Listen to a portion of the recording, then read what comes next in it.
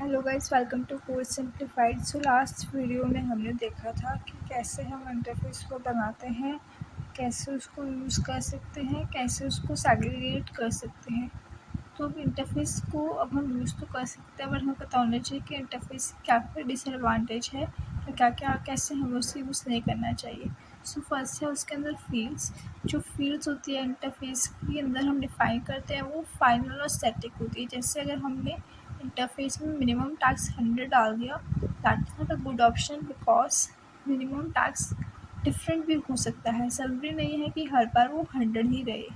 जैसे कि अगर हमने कैलकुलेट टैक्स के अंदर मिनिमम टैक्स को 10 सेट किया तो ये एरर दे देगा, बिकॉज जो मिनिमम टैक्स है वो है एक फाइनल एंड स्टैटिक मेथड।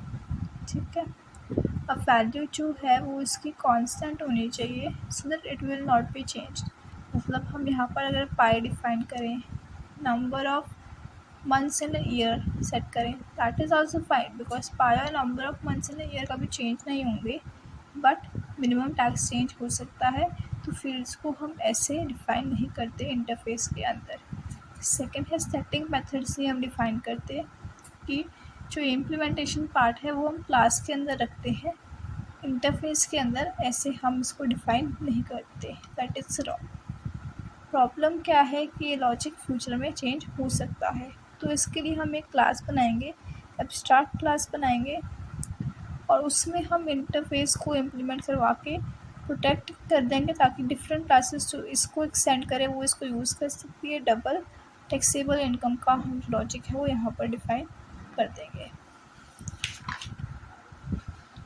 जैसे कि अगर वो क्लास 2018 जावा वाली क्लास यूज़ करना चाहती है तो वो उसको एक्सटेंड करके उस क्लास को यूज़ कर सकती है।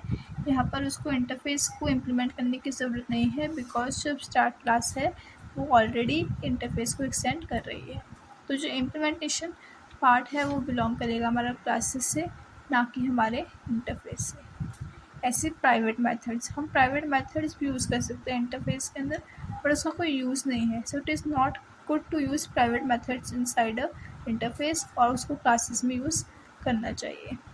ठीक है, अब डिफरेंट क्या है इंटरफेस और एब्स्ट्रैक्ट क्लास के अंदर। इंटरफेस में क्या है, interfaces loosely coupled extendable testable applications बनाने में यूज़ करता है, और abstract class partially completed classes हैं।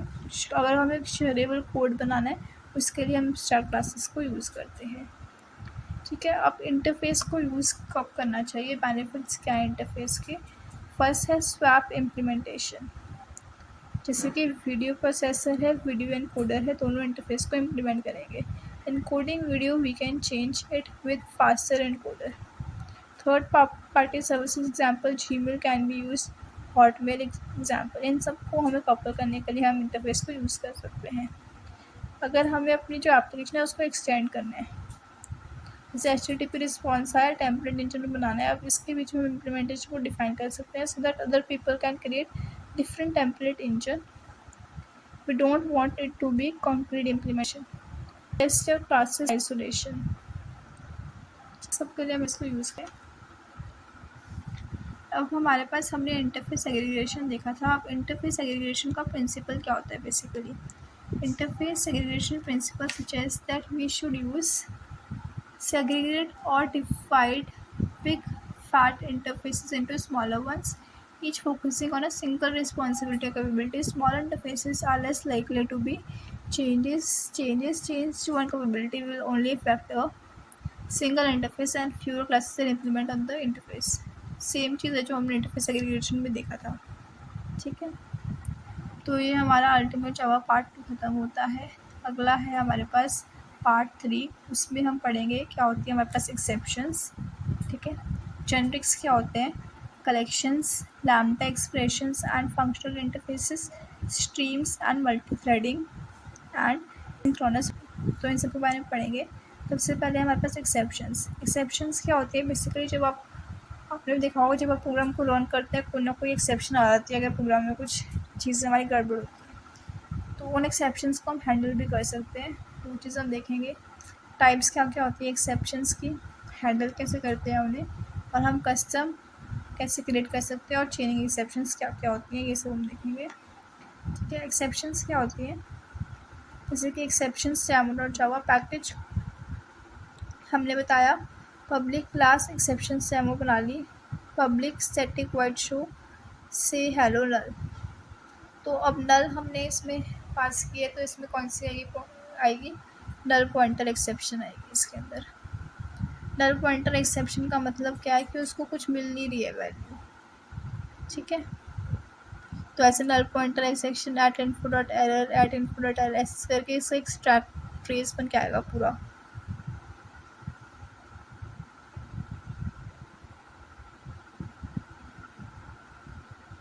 जैसे अगर हम बोलें ना, अगर से हेलो में हम से हेलो को बुलाएं एंड उसमें हम स्ट्रिंग नेम पास कर दें and name to upper class pass कर दें, तो से हेलो के अंदर नल जा रहा है, नल को अपर केस में कर रहे हैं तो एरर आएगा, नल पॉइंटर एक्सेप्शन आएगा, पूरा स्ट्रक्ट ट्रेस बन के आएगा उसका, ठीक है।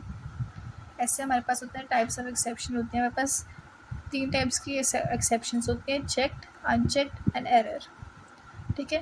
Checked expressions are exceptions that we developer should anticipate and handle.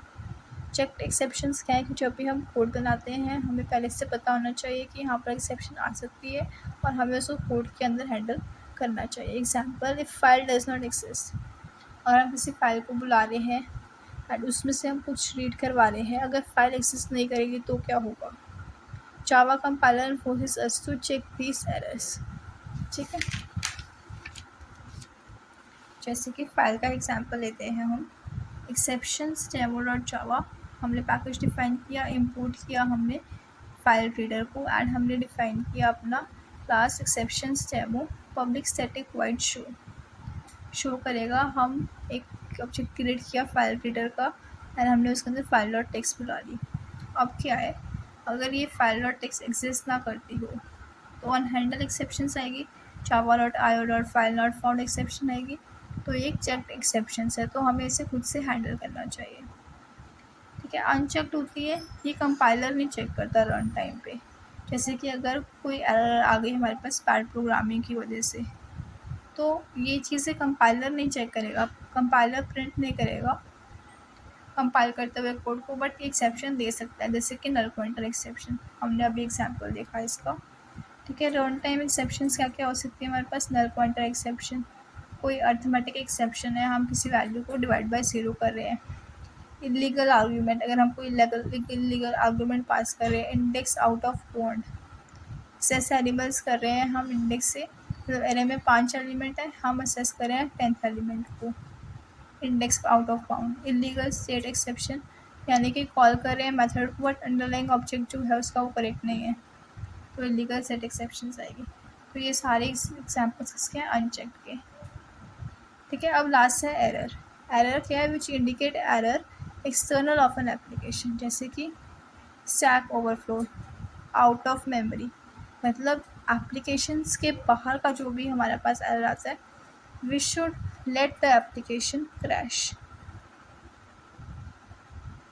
ठीक है। तो ये एप्लीकेशन को क्रैश करवा सकता है एरर, तो ये हमारे पास होते हैं एरर टाइप के एक्सेप्शंस, ठीक है।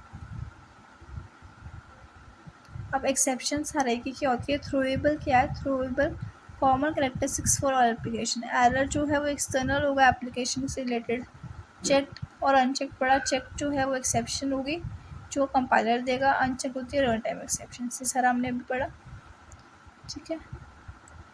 अब आप गूगल करके सर्च कर सकते हैं नल पॉइंटर एक्सेप्शंस को, नल पॉइंटर एक्सेप्शन किसके अंदर आएगी हमारे पास, बताइए आप, अनचेक के अंदर आएगी नल पॉइंटर एक्सेप्शन, ठीक है। तो इसकी डॉक्यूमेंटेशन आप चेक कर सकते हैं,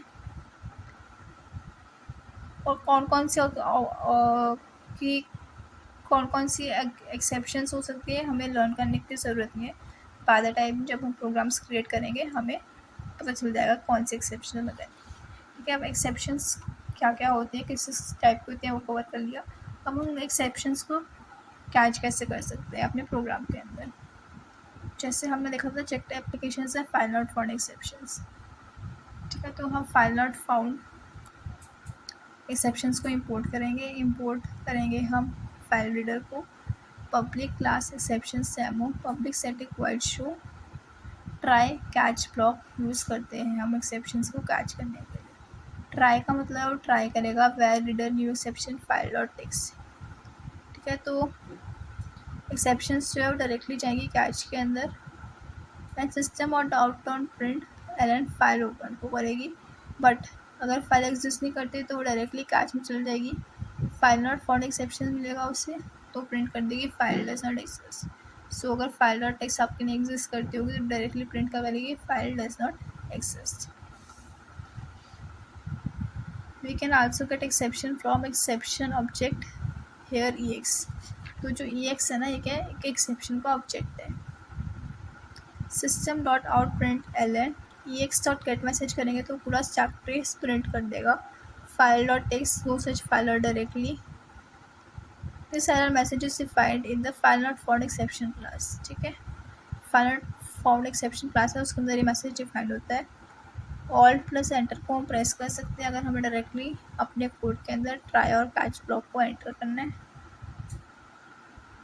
जैसे try var reader is equal to new file dot text catch file not found exception e dot print stack trace से हम क्या कर सकते हैं, पूरा स्टैक ट्रेस को भी प्रिंट करवा सकते हैं। जब हमने स्टैक ट्रेस पहले देखा था ना पिछले एग्जाम्पल में, पूरा स्टैक ट्रेस को भी प्रिंट करवा सकते हैं। डॉट गेट मैसेज जो है वो यही प्रिंट करेगा कि फाइल एग्जिस्ट नहीं करती है, डिफाइंड इसके अंदर है, file not found exception class के अंदर डिफाइंड है।